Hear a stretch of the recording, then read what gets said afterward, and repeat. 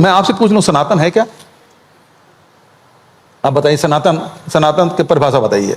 आप बताइए सर। मैंने पूछा आपसे। नहीं तो क्या फर्क? आप इतने सारे लोगों से सवाल पूछेंगे तो बहुत सारे उत्तर आपके पास होंगे, इसलिए मैं पूछ रहा हूं। सनातन का मतलब है जो प्राचीन है, जो अक्षुण्ण है, जो सत्य है।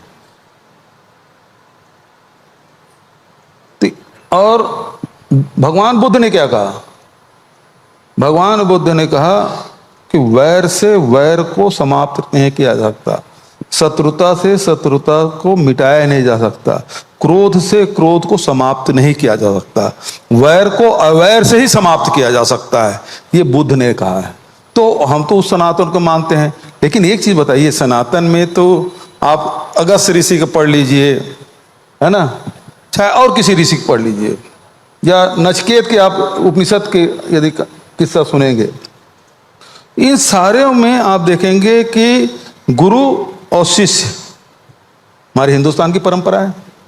चाहे किसी गुरु नानक देव की बात करें, कबीर की बात करें, रामानंद की बात करें, गोरखनाथ की बात करें, गुरु शिष्य परंपरा रहा।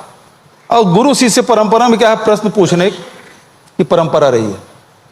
उस परंपरा की सबसे खासियत क्या है? गुरु शिष्य गुरु से प्रश्न पूछते हैं, और गुरु है उस शिष्य से प्रश्न पूछ रहा है, और उससे बातें निकलती है, ज्ञान की बातें वहां निकलती है। आजकल तो प्रश्न पूछना अपराध हो गया साहब।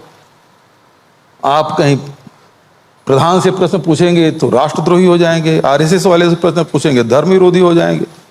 लेकिन हमारे सनातन में गुरु शिष्य की परंपरा रही है, गुरु को पूजने की परंपरा रही है, गुरु को ईश्वर से समकक्ष खड़ा किया गया है। गुरु गोविंद दो खड़े काके लागू पाए। लेकिन हमारे किसी सनातन धर्म में ध्वज को गुरु मानने की परंपरा नहीं रही, जो आरएसएस ध्वज को गुरु मानते हैं।